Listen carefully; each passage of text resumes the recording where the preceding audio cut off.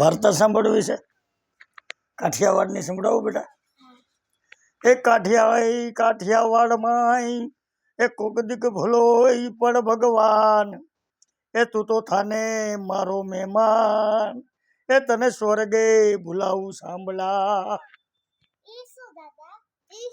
બેટા કાઠિયાવાડમાં ભૂલો પણ ભગવાન એટલે કહેવાનું કે આપણે જુનાગઢ જિલ્લામાં બિલખા ગામ છે, ત્યાં શેઠ સંગારસા અને સંગાવતી. એ શેઠ સંગારસાને એવો નિયમ હતો બેટા કે સાધુને જમાડ્યા વગર શેઠ સંગારસા જમતા નહીં. પછી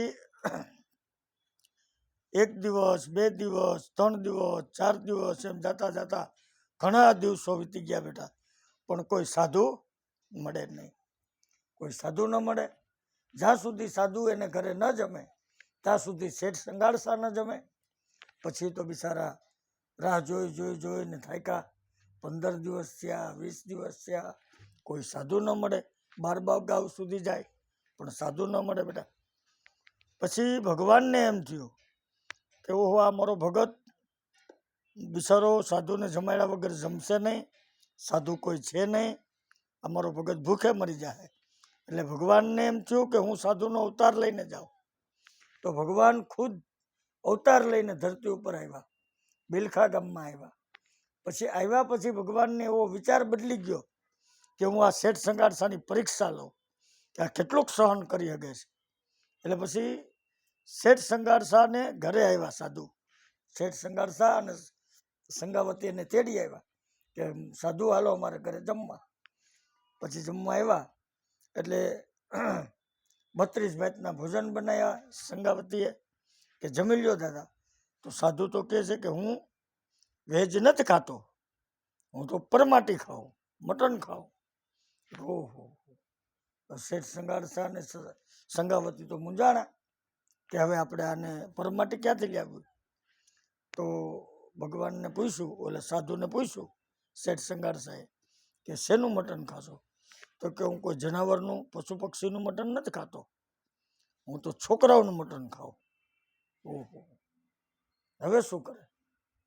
પછી શેઠ સંગારસાએ અને સંગાવતીએ ઘરમાં જઈને વાતો કરી કે આપણો દીકરો છે સેલૈયો, એને બોલાવી અને એને ખાંડીને ખવડાવી દઈએ તો થાય. તો એ બે માણસ શેઠ સંગારસા અને સંગાવતી વાતો કરતા હતા ને, તે એનો છોકરો સ્કૂલમાં હતો. તો સ્કૂલના છોકરા ત્યાં બારી પાસે ઊભા સાંભળતા હતા. તે એ છોકરાએ સ્કૂલમાં જઈને કીધું સેલૈયાને કે સેલૈયા અહીંથી ભાગી જા, નહીં તો તારા મા બાપ કે સાધુ આવ્યો ને એને ખાંડીને ખવડાવી દે. ત્યારે બેટા એ 12 વર્ષનો સેલૈયો સ્કૂલની અંદર ભજન ગાય છે કે ભાગુ તો મારી ભોમ કાલા જે બોરિંગ જિલ્લે બાર, ભાગુ તો મારી ભોમ કાલા જે બોરિંગ જિલ્લે બાર, એ મેરું શરી કા ડોલવા લાગે આકાશનો આધાર, મેરા મણ માજા ના મૂકે સેલૈયો સત ના સુકે.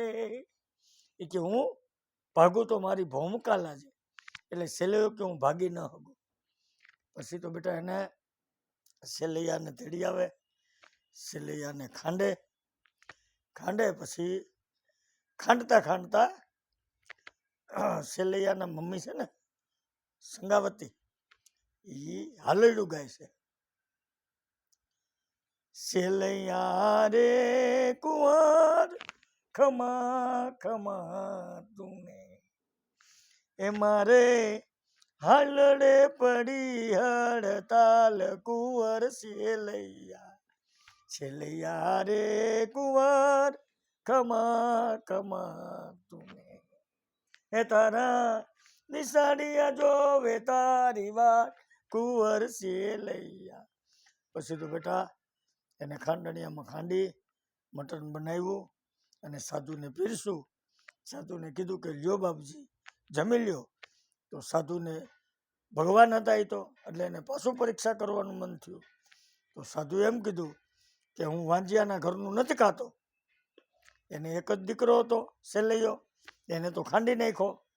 પછી સાધુએ એમ કીધું કે હું વાંજિયાનું ઘરનું નથી ખાતો. પછી શેઠ સંગાવતી ક્રોધિત થઈ ગયા અને કટાર કાઢીને કીધું કે હું વાંજણી નથી, મારા પેટમાં 5 મહિનાનું બાળક છે. આમ કરીને કટાર મારવા ગયા ને તો સાધુનો હાથ પકડી લીધો. સાધુએ હાથ પકડી લીધો સંગાવતીનો. પછી કીધું કે બસ માં. પછી ભગવાન બેસીને કીધું કે મારા સેલૈયાને બોલાવો ખાવા. તો એને કીધું સંગાવતી અને શેઠ સંગાર સાહેબ કે બાપુજી તમે કીધું એટલે અમે દીકરાને તો ખાંડીને તમને આપ્યો. તો કે ના, મારો સેલૈયો અંદર છે, બોલાવો. પછી અંદર જાય તો સેલૈયો સૂતો હોય. એ ભગવાન હતા એટલે એને સજીવન કરી દીધો. પછી શેઠ સંગાર શાહ અને સંગાવતીએ સાધુને જમાડ્યા, એના આશીર્વાદ લીધા. પછી શેઠ સંગાર શાહે અને સંગાવતીએ કીધું કે ભગવાન હવે પછી સામે કળિયુગ આવે છે, હવે કોઈ દિવસ મનુષ્યની આવી પરીક્ષા ન લેતા. એટલે આ બેટા આપણું કાઠિયાવાડ, જુનાગઢ, બિલખા. બોલો રામચંદ્ર ભગવાન કી જય.